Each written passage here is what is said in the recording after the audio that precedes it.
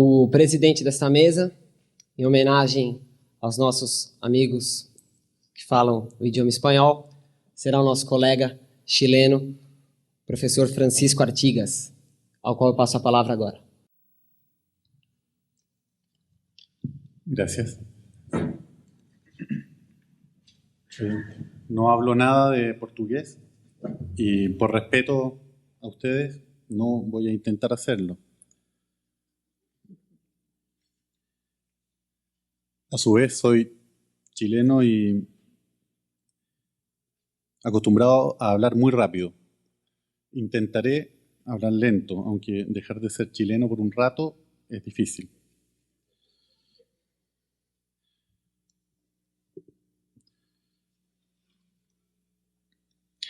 Vamos a dar curso entonces a la sesión de esta tarde, donde expondrán los profesores Arturo Díaz Bravo y el profesor Sergio Cavalieri Filio. Después de la exposición de cada uno de ellos, se aceptarán preguntas del público asistente, de los participantes. Se les pide que por favor las hagan por escrito y las vayan haciendo llegar a la mesa mientras las van escribiendo. No necesitan esperar que termine la exposición del profesor que esté hablando. En primer lugar,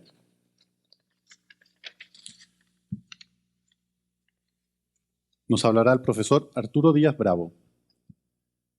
Es doctor en Derecho el profesor Díaz Bravo, profesor titular de Derecho Comercial de la Facultad de Derecho de la Universidad Autónoma de México, profesor honorario de la Facultad de Derecho de la Pontificia Universidad Javeriana de Colombia, representante en México del Instituto Internacional para la Unificación del Derecho Privado, UNIDROIT, integrante de la delegación mexicana en diversas reuniones de la Organización de Naciones Unidas, ONU, fundador y fue presidente de la Asociación Mexicana de Derecho de Seguros.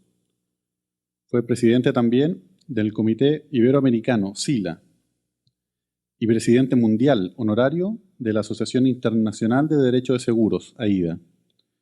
Abogado en México, autor de diversos libros y artículos, principalmente en Derecho de Seguros. Profesor Díaz Bravo tiene la palabra.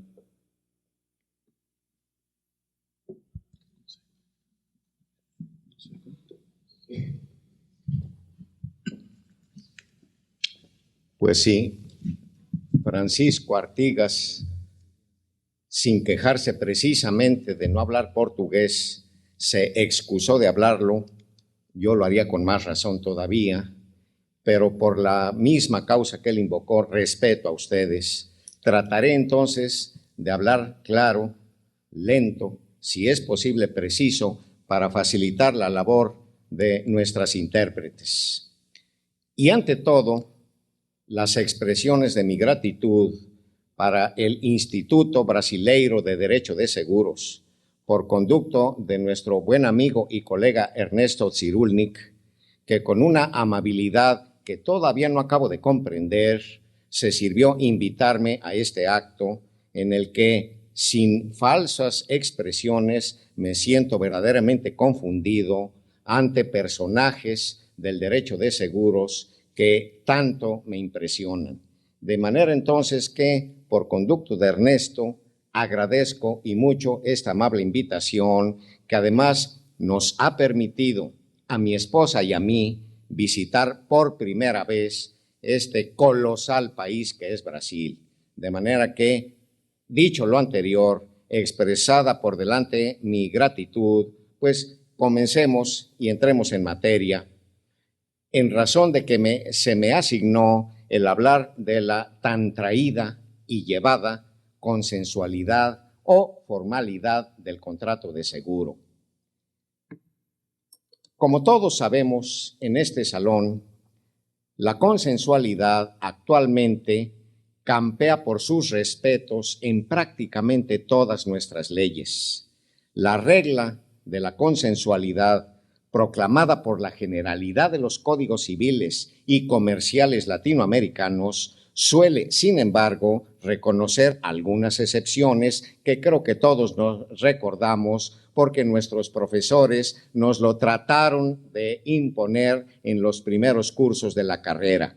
Los contratos que con arreglo a los propios códigos u otras leyes, obviamente comerciales, requieran de alguna formalidad para su eficacia y, además, los contratos otorgados en el extranjero cuando las leyes del país respectivo exijan alguna forma o solemnidad para su validez. Son, en realidad, en nuestros sistemas jurídicos, pocos los contratos formales: el préstamo, el depósito, la prenda y algunos más. Hay otros que requieren de cierta formalidad solo como requisito ad probationem y no ad substantiam, esto es, para que surtan efectos frente a terceros, se precisa de su inscripción en ciertos registros públicos de la propiedad, del comercio, de la propiedad industrial, de buques, etcétera, pero aun a falta de tal requisito son plenamente válidos entre quienes los otorgan. Ahora bien, las serias dificultades probatorias de numerosos contratos válidos por el mero consentimiento ha venido abriendo paso al que en otro lugar he calificado de impresionante documentalismo mercantil, lo que me ha llevado a afirmar que los preceptos legales que proclaman la validez de los actos comerciales sin la observancia de formalidades o requisitos determinados han devenido o están deviniendo letra muerta. No es la anterior, además, una opinión ni original ni aislada. La moderna práctica de los negocios la demuestra cotidianamente y por ello la comparten numerosos autores contemporáneos que me limitaré a mencionar sin transcribir, por supuesto, aquí sus expresiones, pues no pretendo convertir las presentes notas ni este foro en un fárrago. La única salvedad será la de un autor mexicano que, sin ser contemporáneo, ya vislumbraba lo ilusorio del precepto que en mi país preconiza la consensualidad de los contratos mercantiles. Al fin y al cabo estoy lejos de México. Me refiero a Felipe de J. Tena, quien con una en él habitual claridad de estilo censuró implacablemente el precepto con las siguientes palabras: el artículo 78 del Código de Comercio mexicano consigna una mentira, decía él, y quien creyere descubrir en él la atrevida y plausible reforma que literalmente expresa, pronto sufrirá el más completo desengaño. Hasta ahí las expresiones del autor mexicano. Y he aquí simplemente mencionados.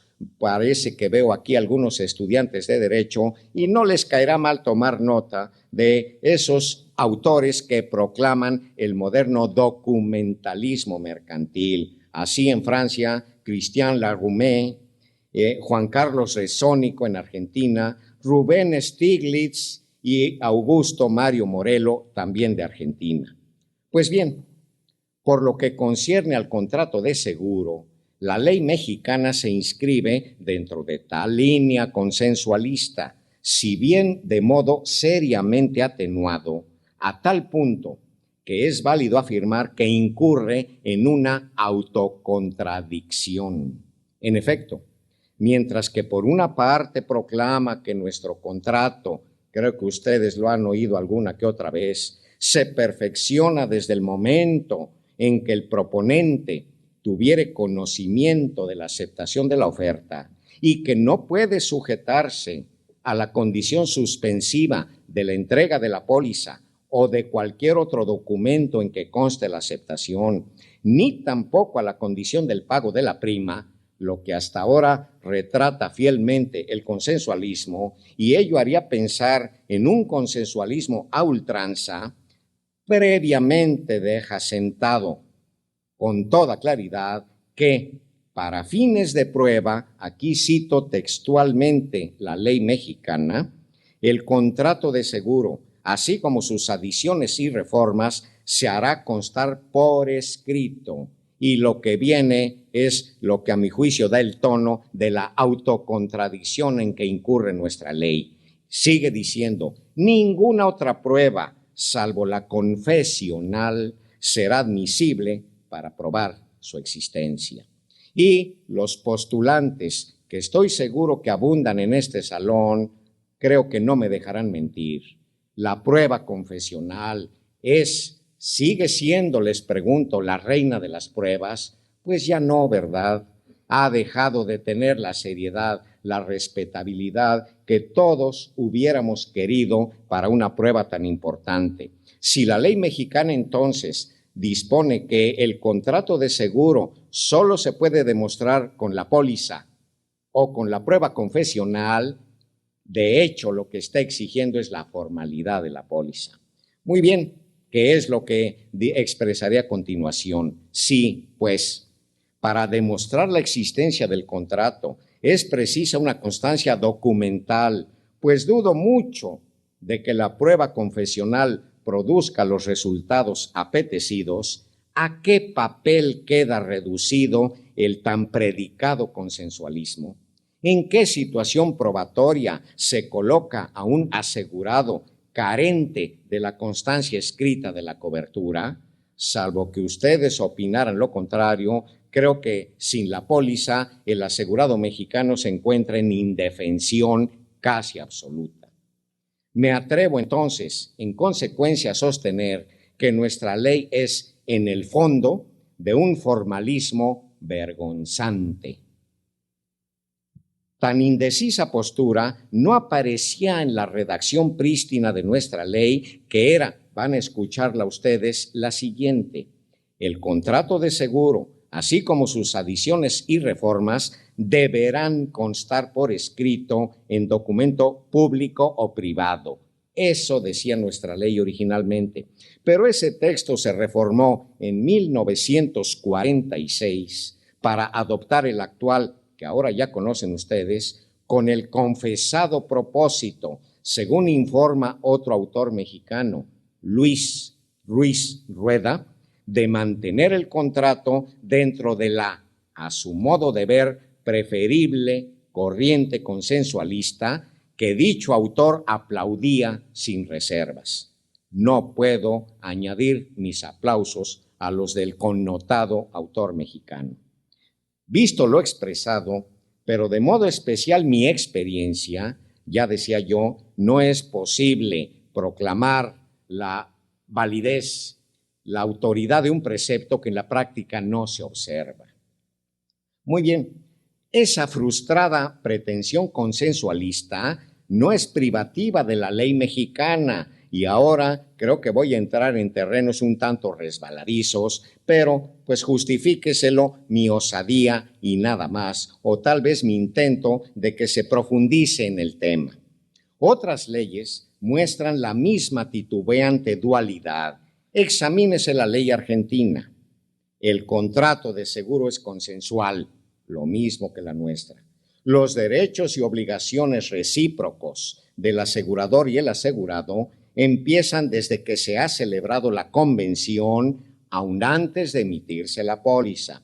Todo iba muy bien, pero ¿qué dice a continuación la ley argentina? Que lo que ello, decía yo, resulta contradicho por otros preceptos que hay aquí algún autor argentino que no me permitirá mentir y que configuran el contrato como formal. Y me atrevo a decir, aun como real, esto es, exige el pago de la prima. Escuchemos la ley argentina. El contrato de seguro solo puede probarse por escrito. Sin embargo, todos los demás medios de prueba serán admitidos si hay principio de prueba por escrito. Esa es la ley argentina, que sigo citando ahora en un intento de demostrar que además de formalista es realista la ley. Si el pago de la primera prima o de la prima única no se efectuara oportunamente, el asegurador no será responsable por el siniestro ocurrido antes del pago. Apenas si hace falta añadir los comentarios. Independientemente de que yo, en lo personal, prefiero la terminología de la ley argentina a la de la ley mexicana, creo que apenas si hace falta precisar que el consensualismo aparentemente proclamado por la ley argentina, en el fondo no lo es tal. Y entonces tales preceptos ameritan el siguiente comentario del ilustrísimo Isaac Alperín, que decía: no existen discrepancias que la mera postergación de la vigencia hasta el pago efectivo de la prima no afecta su calidad de contrato consensual. Esto es, Alperín sostenía la consensualidad de la ley argentina. No significa, decía él, que hasta entonces no existe el contrato y que el asegurado quede en libertad de pagar o no la prima. El contrato existe, decía Alperín, y solo se pospone el nacimiento de las obligaciones del asegurador hasta el pago de la prima. Ese era el comentario de Alperín en torno de la ley argentina. Pero a mí me parece, salvo mejor opinión de ustedes, que tal argumentación de Alperín en realidad configuraba solo un esfuerzo un tanto retórico, un vano intento de acomodar el consensualismo en el angosto lecho de Procusto del texto legal argentino. A la misma conclusión me lleva el sistema legal español. Saltemos el Atlántico y lleguemos a España. Si bien el camino para llegar a ella, a esa conclusión, no es tan directo, pues en primer lugar, la ley específica no proclama ya la consensualidad y por el contrario, la ley española dispone que el contrato de seguro y sus modificaciones o adiciones deberán ser formalizadas por escrito. Y más adelante establece en el artículo 15 que, salvo pacto en contrario, si la prima no ha sido pagada antes de que se produzca el siniestro, el asegurador quedará liberado de su obligación. Hasta aquí la ley española. También aquí, como creo que todos ustedes podrán apreciar, es fácil encontrar los denodados esfuerzos doctrinarios por enarbolar, pese al texto legal, la bandera del consensualismo. Y es el caso de nuestro buen amigo y colega Fernando Sánchez Calero, que dice lo siguiente al comentar el texto que antes mencioné. El documento ha de entenderse como acto de fijación y reproducción del contrato sin ser un requisito necesario para su validez y eficacia, con lo que la ley ha seguido el principio de considerar al contrato de seguro como consensual, cumpliendo la forma escrita las funciones antes indicadas. Sigue hablando Sánchez Calero, o más bien escribiendo. La expresión del artículo 5 ha de entenderse como una manifestación del indicado deber de documentar el contrato, pero no ha de servir de base para su caracterización como contrato formal. La exigencia de la forma ha de estimarse, por consiguiente, no ad substantiam o ad solemnitatem, sino ad probationem. Hasta ahí Sánchez Calero. Pasemos los Pirineos, si les parece, los invito, y lleguemos a Francia. El Código de Seguros francés de 1985, según reformas, que en el aspecto contractual reprodujo las disposiciones de su propia ley de 1930, dispone lo siguiente, y ustedes dispónganse a escuchar. La propuesta de seguro no compromete al asegurado ni al asegurador. Solo la póliza o la nota de cobertura constata el compromiso recíproco. El contrato de seguro se redacta por escrito. Como todos sabemos aquí, las leyes francesas suelen hablar en presente y así dice pues la ley. El contrato se redacta por escrito. Puede otorgarse ante notario o en forma privada. Las presentes disposiciones no obstan a que, aun antes de la entrega de la póliza o de la constancia, el asegurador y el asegurado se comprometan mediante el otorgamiento de una nota de cobertura. La ley francesa, por tanto, no proclama ni la consensualidad ni el formalismo, pero con los preceptos que acabamos de escuchar, a mí no me queda duda. De hecho, exige una constancia escrita, un documento para que se pueda demostrar la relación contractual. ¿Qué ha dicho la doctrina francesa? Preguntarán ustedes. No basta con citar textualmente la ley, puesto que en nuestros países la doctrina y la jurisprudencia han desempeñado siempre un papel importante y a veces trascendente. Pues dice la doctrina que el contrato de seguro es un contrato consensual, formado con el acuerdo de las partes sobre el objeto de la garantía y el precio. Así, la formación del contrato puede descomponerse en 3 etapas: la propuesta del seguro, el consentimiento del asegurador y la firma de la póliza por el asegurado. El asentamiento de la firma del asegurador en la póliza marca su aceptación de la oferta de contratar y hace que, salvo cláusula en contrario, el contrato se perfeccione.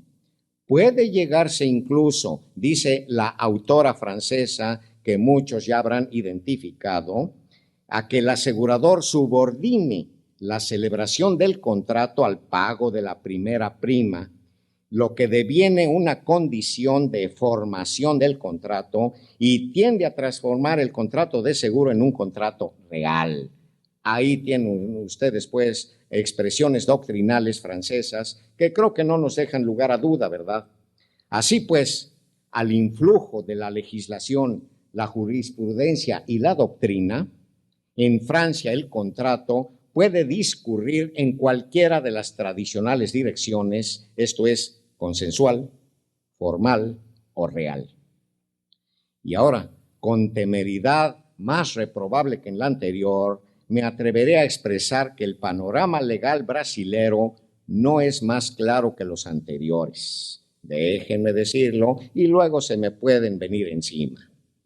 En efecto, como ustedes saben mejor que yo, Ernesto Cyrulnik y Paulo Luis de Toledo Pisa sostienen la consensualidad de nuestro contrato, al paso que Pedro Alvin preconiza su formalidad.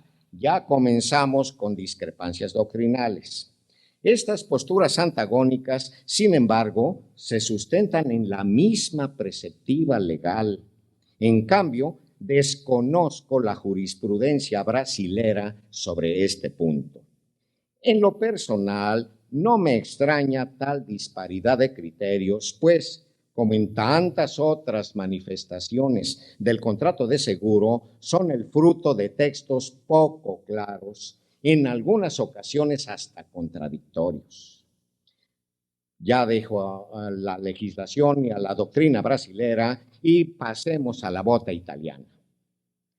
El Codice Civile italiano, que, como todos o casi todos aquí sabemos, otrora proclamó este contrato como solemne e incluso atribuía a la póliza mérito ejecutivo, calidades ambas que en su día merecieron la censura de Carlos Ignacio Jaramillo, a quien ruego que no me deje mentir, puesto que lo tenemos aquí. Las cosas cambiaron en lo que hace al primer atributo, por cuanto ahora el Código de Comercio proclama que el seguro es un contrato consensual, bilateral, oneroso, aleatorio, etcétera, etcétera. Pero luego añade más adelante, el contrato de seguro se probará por escrito o por confesión. ¿Dónde oí eso? En la ley mexicana. Lo mismo dice nuestra ley, ¿verdad? Ahora bien, y termina diciendo el artículo 1046, con fines exclusivamente probatorios, el asegurador está obligado a entregar el documento contentivo del contrato de seguro. De ese modo, el legislador colombiano volvió al consensualismo sin que obste a ello el que la póliza mantenga carácter de documento ejecutivo, según dice el artículo 1053, atributo que, por cierto, mi querido amigo Efrén Osa cuestionaba ampliamente. Terminemos, si les parece, con el derecho venezolano. El autor Le Boulange no titubea al afirmar que, por aplicación de los artículos 561 y otros del Código de Comercio y alguno del Código Civil, este contrato es, además de formal, real. No solamente, dice el autor, la póliza es esencial para la existencia del contrato, sino que también es el único modo de prueba admitido para demostrarlo. En el sistema causalista de nuestro derecho, sigue diciendo el autor venezolano, la prima es la causa de la obligación del asegurador y que éste toma sobre sí riesgos ajenos porque le pagan para que lo haga, así dice el autor. Una cobertura, termina diciendo él, sin prima, sería una obligación sin causa y por tanto nula. Como ven ustedes, tenemos opiniones para todos los gustos, pero yo diría, más que para todos los gustos, para todas las necesidades reales. Permítanme entonces, si les parece, aquí sí lo puedo hacer con más tranquilidad, criticar ahora el sistema legal mexicano y tal vez por ahí de soslayo a alguno que otro que consigne las mismas ideas o una preceptiva semejante. Ya dije que el consensualismo de nuestra ley es un tanto desvaído, declinante. A diferencia de otras, no condiciona la obligación del asegurador ni al pago de la prima ni a la expedición de la póliza, con lo cual mantendría un decoroso consensualismo de no haber limitado las posibilidades probatorias, igual que lo hace el Código colombiano, a la documental y a la confesional. Pero añádase a todo ello que nuestro contrato, ¿en qué momento se perfecciona? Tema que ha sido, a lo menos en mi país, sumamente debatido, controvertido y que no ha dado lugar a pocos conflictos, sino a numerosos conflictos, a dificultades sin cuento. Pues dice nuestra ley que el contrato se perfecciona desde el momento en que el proponente tuviere conocimiento de la aceptación de la oferta. No dice cómo ni en qué forma. A eso se reduce nuestra ley. Ello, obviamente, nos plantea intrincadas situaciones prácticas y abre un amplio campo de injusticias.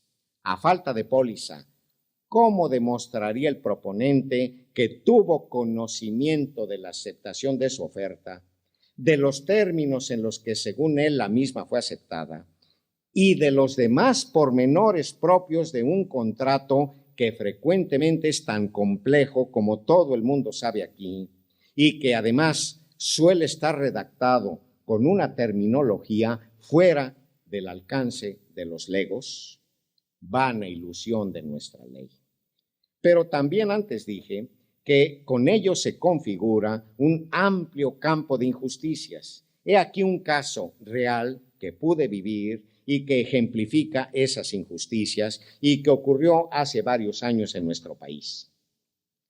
El prospecto solicitó una póliza de seguro sobre su vida que la aseguradora expidió en unión del recibo de la prima inicial, documentos ambos que el agente, broker o intermediario, como se le quiera llamar, entregó a la esposa del que ahora era asegurado, pues este último, por el momento, se encontraba de viaje en algún país extranjero. La señora incluso cubrió el importe de la prima, pero de todo ello, por considerarlo innecesario, nada informó a su esposo asegurado, el que enfermó gravemente durante su viaje, hubo de ser traído de regreso a su hogar, pero en estado de inconsciencia, y falleció sin recuperarla. Esto es, para efectos de nuestra ley, nunca tuvo conocimiento de que su oferta había sido aceptada, lo que adujo la aseguradora como razón suficiente para no pagar la suma asegurada a pesar de que había cobrado la prima, pues el contrato no se había perfeccionado a la luz de la ley mexicana. Por supuesto, casos de tal modo dramáticos no son frecuentes, afortunadamente. Pues la verdad es que el proponente suele tener conocimiento de que su oferta fue aceptada cuando el intermediario le informa que ya tiene la póliza en su poder, pero también menudean los casos en los que, sin tal informe, el agente, el broker o intermediario, le remite dicha póliza. En cualquiera de tales supuestos, el prospecto pasa a ser asegurado, pues el contrato se forma en el momento en que recibe el informe o en que se entera del contenido de la póliza.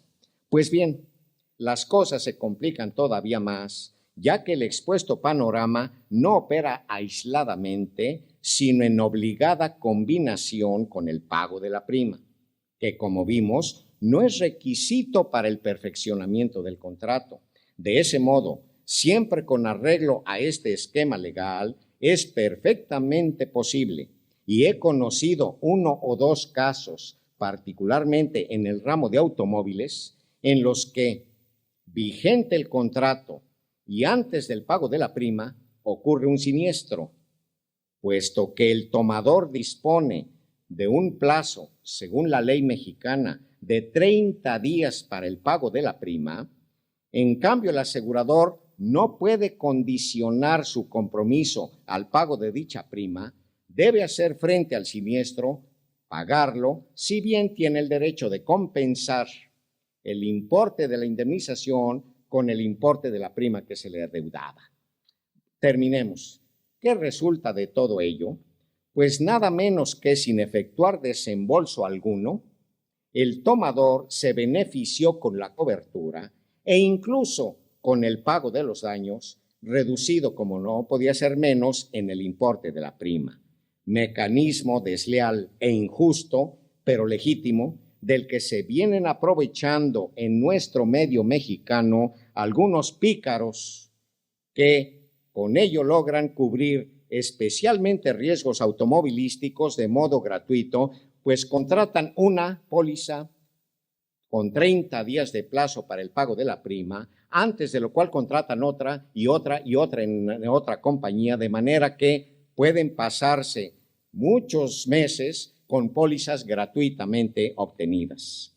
No veo ningún color todavía. ¿Ya? Pues me dicen que ya, que terminemos. Voy a pedir nada más permiso para conclusiones, si les parece. Terminaría yo con lo siguiente. Pregunto a todas y todos ustedes, colegas, ¿qué sentido tiene seguir sosteniendo, así legal como doctrinalmente, la consensualidad del contrato de seguro? Sí, por el contrario, doctrinal y legalmente imponemos como única prueba la documental. ¿Acaso es vergonzante el admitir que nuestro contrato es en realidad formal, puesto que el documento es el único medio al que pueden acudir las partes para acreditar sus obligaciones y derechos, con exclusión de cualquier otro medio? Pregunto, ¿no estaremos asistiendo con resistencia de nuestra parte al ocaso del consensualismo en los contratos, a imagen y semejanza de lo que ya ocurrió en el derecho del consumo, que con todo y su carácter tuitivo solo protege al consumidor si existe una prueba documental de la operación? ¿Alguien nos podría acusar de retroceder al formalismo si ya Portalice, uno de los redactores del Código Civil Napoleónico, afirmaba en su discurso preliminar de tal cuerpo legislativo que la escritura es en todas las naciones civilizadas la prueba natural de los contratos? Muchas gracias.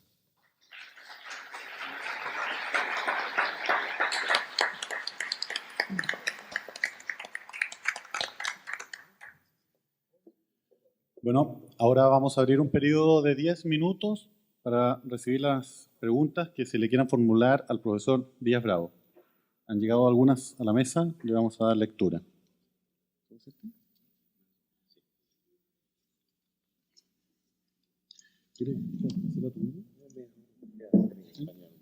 Bueno, profesor Díaz Bravo, de Mauricio Silveira, integrante de la mesa. Sí.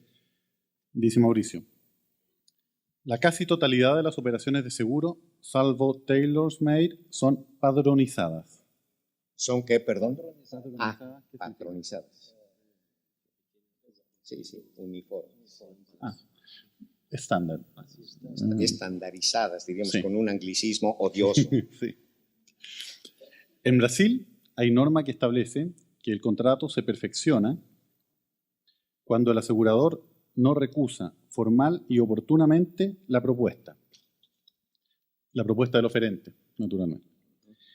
En este caso, según su entender, ¿se trataría de un contrato consensual? La consensualidad, como lo dije, ad nauseam, es proclamada por todos nuestros códigos, pero de lo que yo me quejo no es de ello, sino de que más adelante ponen al proponente, al prospecto o bien al asegurado en dificultades prácticamente insuperables de prueba en caso de un conflicto. De manera entonces que lo que yo decía es que encuentro un choque frontal entre lo románticamente afirmado en cuanto a la consensualidad y lo que más adelante encuentran ustedes como postulantes y como litigantes en caso de conflicto. ¿Cómo demostrarle al juez, a la autoridad juzgadora, los términos, las circunstancias del contrato, de la posible póliza, sin documento alguno? Claro, la ley brasileña, brasilera como las demás, pues también sostiene alguna consensualidad y es de lo que yo me quejo precisamente, de qué razón tiene el proclamar una consensualidad si con ello dejamos en práctico estado de indefensión al asegurado. Y no solo pensemos en el asegurado, en sus beneficiarios cuando él ya haya fallecido, que no encuentran, que no tienen la póliza. Solo con póliza podrían demostrar su derecho. Es entonces lo que yo reclamo de nuestras leyes. Gracias.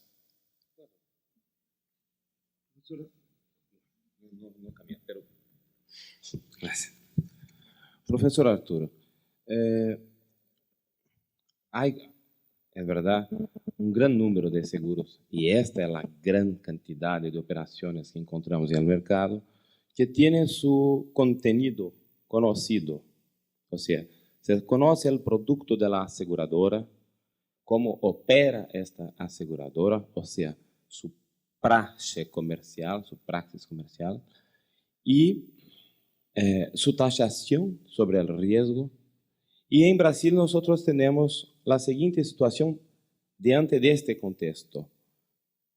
El asegurado presenta su pedido de cobertura, su propuesta para un riesgo, que es posible saber cómo sería el contenido de los contratos de aquel asegurador incluso, que tiene un producto que es noticiado, que es conocido en su contenido del público mismo.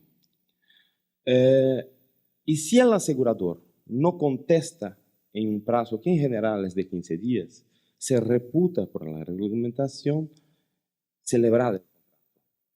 O sea, puede ser una propuesta muy bien definida, pero puede ser una propuesta simplemente referindo al producto residencial o al producto automóvil de esa aseguradora con relación a mi vehículo, a mi coche y especificación del coche. Punto.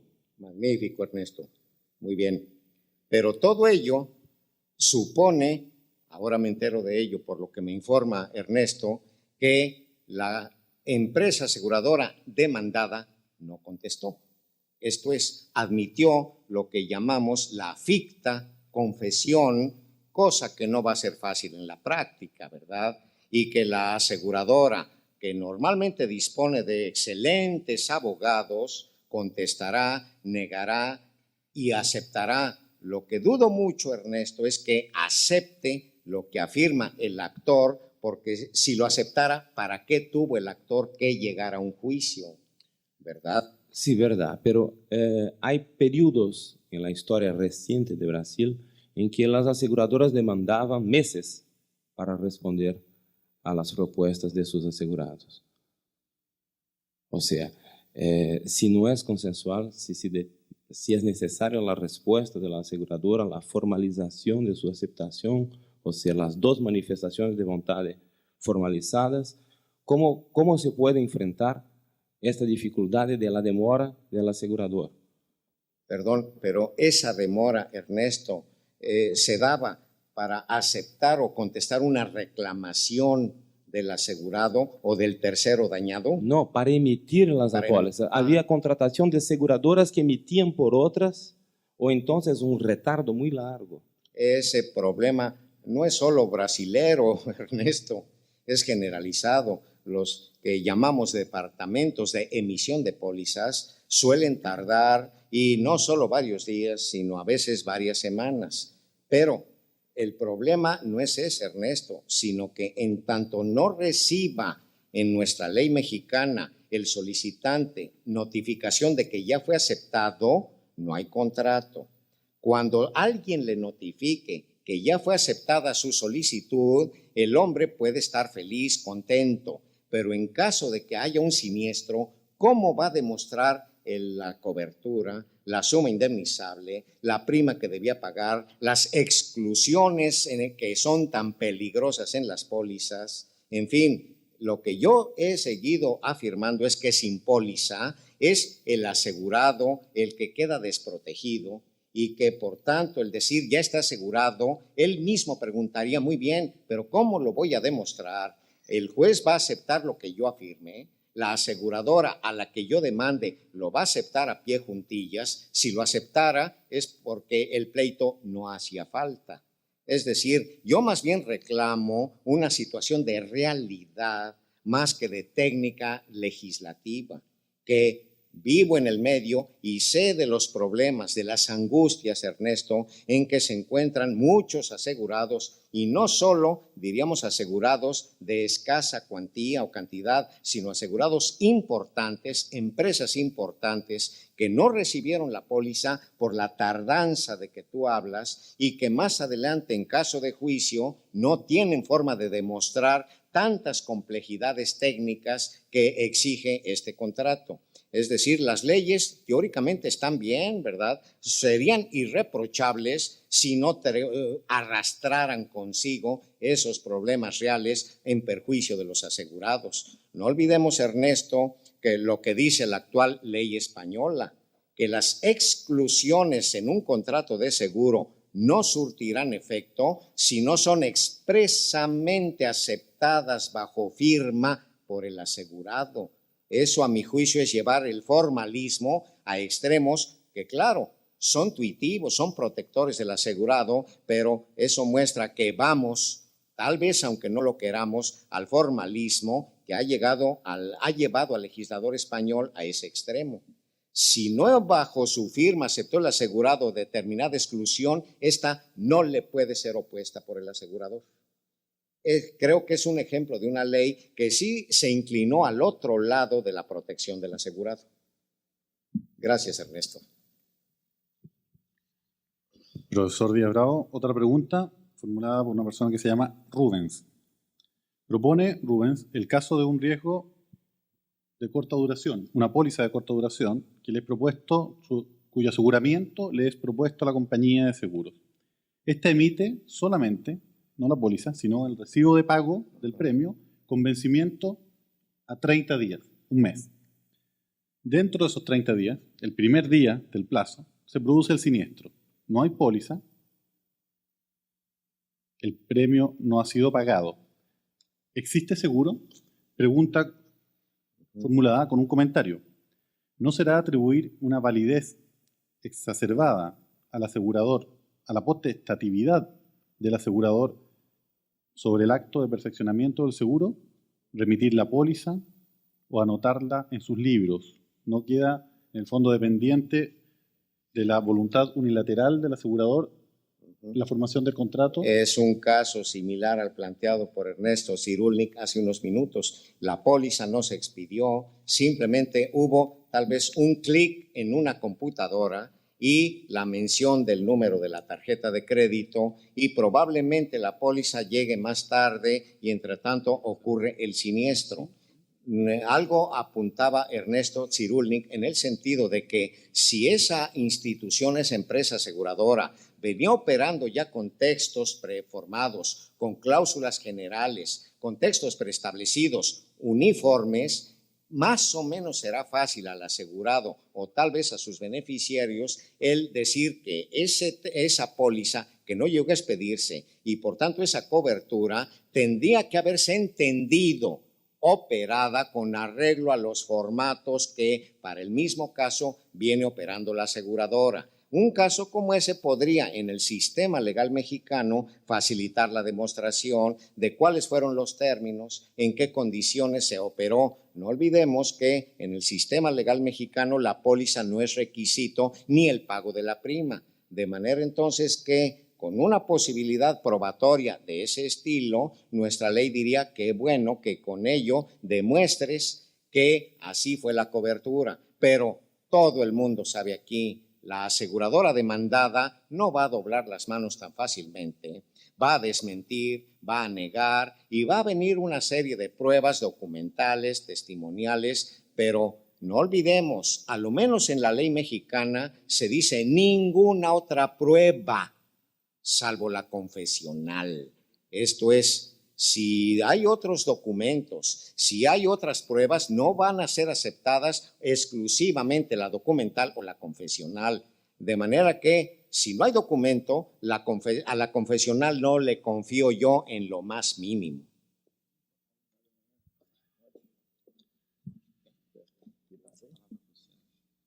¿Sí? Hay algunas otras preguntas para el profesor Díaz Bravo, pero la vamos a postergar para después de la intervención. Perdón, entendí mal. Professor Sergio vai ser uma pergunta. Eu gostaria de fazer apenas uma observação com relação à legislação brasileira. No Brasil, nós temos um Código do Consumidor, sobre o qual vai ser falado nesse encontro. E há indiscutivelmente que o contrato de seguro, quando oferecido no mercado de consumo, está disciplinado pelo Código do Consumidor, há uma regra expressa. E, pelo Código do Consumidor, o juiz pode inverter o ônus da prova. Então, numa situação como essa que está sendo colocada aqui, pode o juiz perfeitamente exigir que a seguradora apresente toda a documentação, todos os documentos e tudo mais que, eventualmente, não está em poder do segurado. E pode até, em face da omissão da seguradora, dar como verdadeiros os fatos que foram alegados. Por isso, eu entendo que, após o Código do Consumidor, a situação do segurado melhorou muito em face da seguradora y de nuestra legislación. Muchas gracias. Comentario, por lo demás, muy atinado, muy aceptable. Ya decía yo que al entrar en el derecho brasilero iba a entrar en un terreno resbaladizo, en una casa de jabonero, y los hechos lo demuestran, de manera que agradezco al doctor su amable y muy oportuna aclaración. Tenemos muchas preguntas, hay mucho interés en el tema. Claudio Nascimento pregunta: ¿la mora del asegurado es motivo para la cancelación automática e unilateral del contrato de seguro por parte de la compañía aseguradora? Una observación. Considérese la situación en la que el contrato ya estaba perfeccionado y la prima había sido parcialmente pagada. Y esto sin intervención de una institución financiera, porque el asegurador no admitía la intervención de un agente financiero para el cobro de la prima. Claudio, la pregunta es por demás interesante, pero las preguntas son fáciles, las respuestas son las que causan problemas. De acuerdo con nuestra ley, Claudio, el contrato, ya sabemos, se perfecciona por el mero consentimiento cuando el proponente tuvo conocimiento de que se aceptó su oferta. Muy bien, pero en ese momento, Claudio, empieza a correr un plazo que él tiene de 30 días naturales, así lo dice nuestra ley, le llamamos plazo de gracia para pagar la prima. Si no lo hace en ese plazo de 30 días naturales, sigue diciendo la ley mexicana, a las 12 horas del último de esos días cesarán automáticamente los efectos de la cobertura. Esto es, pero si el siniestro Claudio operó dentro de esos 30 días, la aseguradora debe pagarlo y tiene derecho, claro, de descontar de la suma indemnizable el importe de la prima que se le adeudaba. Esa disposición legal ha sido objeto de numerosos comentarios, incluso jurídicos, puesto que nos preguntamos, ¿qué significó la ley mexicana cuando dice que los efectos del contrato cesarán automáticamente a los 30 días? El contrato no concluye, no queda rescindido, pero el legislador tranquilamente nada dijo. Fue la autoridad, la Superintendencia Mexicana, la que hace muchos años tuvo que entrar al quite y añadir que el asegurado que posteriormente, cuando hayan cesado los efectos de la cobertura, desee pagar la prima, puede hacerlo, pero para ello solo dispondrá de otros 30 días. Una vez que pague la prima, se reanudarán en ese momento los efectos que habían sido suspendidos. Luego entonces, yo he dicho por ahí varias veces que no es que el contrato haya quedado extinguido, ni anulado, ni rescindido, y lo he asimilado, si ustedes esbozan una sonrisa burlona, me adhiero a la sonrisa. He dicho que el contrato está en hibernación, como los osos en el invierno. Está debajo de la nieve, no ha muerto, pero ahí está, y al llegar la primavera volverá a surgir. El contrato de seguro volverá a surgir cuando el asegurado pague la prima. Es una hibernación jurídica. Gracias.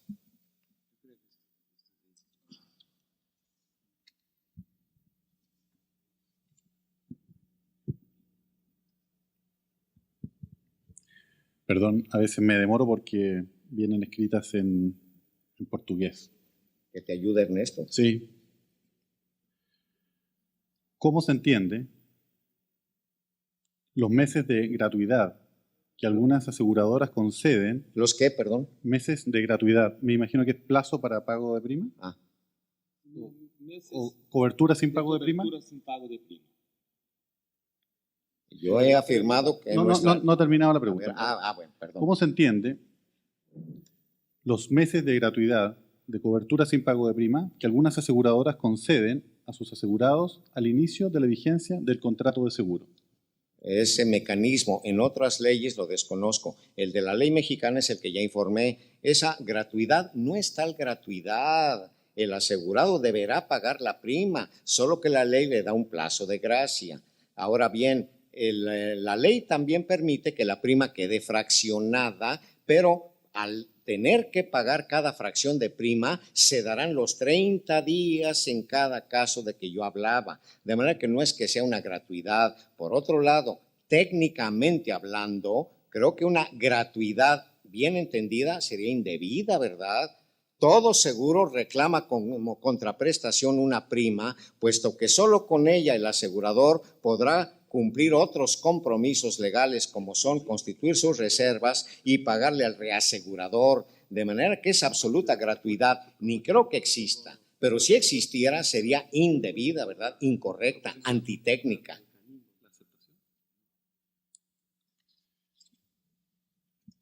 Profesor Díaz Bravo, de Álvaro Dabús. Le gustaría a Álvaro conocer su opinión sobre cómo en el mercado se tratará la cuestión del e-commerce y a través de ese medio, cómo operará la formalidad en la entrega efectiva de la póliza. Bueno, aquí acude en mi ayuda una vez más el Código colombiano, la ley colombiana que ya admitió y entiendo, no estoy muy seguro de ello, que en ese aspecto es pionera en cuanto al e-commerce, al comercio electrónico, que también en el derecho mexicano ya hizo su triunfal aparición allá a fines de mayo del presente año. Si bien en materia de seguro va a ofrecer muy serias dificultades, como ya todos nos las imaginamos. El comercio electrónico, la contratación electrónica de seguros en mi país ya se está dando con los requisitos que todos ya conocemos. Se ofrece ahí sí un texto preelaborado por la aseguradora que aparece en la pantalla y a continuación la conformidad del asegurado con la indicación, por supuesto, del número de su tarjeta de crédito para que ahí se entienda pagada la prima. Los primeros problemas van a ser en qué momento se entendió perfeccionado el contrato según las diversas leyes con las que nos enfrentemos. De manera que aquí permítanme ustedes cobijarme comodinamente con la ley mexicana. En el momento en que el proponente que está frente a su pantalla, o tal vez es su secretaria la que está frente a la pantalla, da el número de su tarjeta y pasa a no sé qué mecanismos electrónicamente extraños como para entender que ya con ello quedó pagada la prima y, por tanto, aceptado y notificado el proponente de que su solicitud fue aceptada. De lo que sí no me cabe duda es de que harán falta ajustes, disposiciones específicas y qué más quisiéramos que fueran claras para dejar claramente establecido en qué momento queda celebrado el contrato de seguro electrónicamente operado y también el pago de la prima. Con arreglo a las disposiciones actuales, yo diría, en ese momento, puesto que la aseguradora, mediante su página electrónica, ofreció anticipadamente que quien dijera que sí y hasta contestar un cuestionario y enviara el número de su tarjeta de crédito, automáticamente se entendería aceptado. En ese momento, a mi juicio, según la ley mexicana, quedaría perfeccionado el contrato. Otra cosa va a ser el problema probatorio y los sistemas de clave y los encriptamientos, la demostración, las impresiones. En suma, creo, salvo mejor opinión de ustedes, que la mecánica contractual del seguro electrónicamente celebrado va a requerir de algunos ajustes, de algunas disposiciones específicas, dado que, como todo el mundo sabe, nuestro contrato no se parece, no es igual a los demás, sino que tiene una serie de complicaciones, pero por eso la pregunta, yo diría, es la de más moda en este momento en este salón, la contratación electrónica, pero cada ley, cada código de comercio dispondrá cómo se entenderá demostrada la existencia, la operación del contrato y tal vez incluso una póliza que va a salir ahí por un lado en la impresora. Pero los problemas sí que se nos pueden presentar graves si ya de por sí lo eran. Gracias.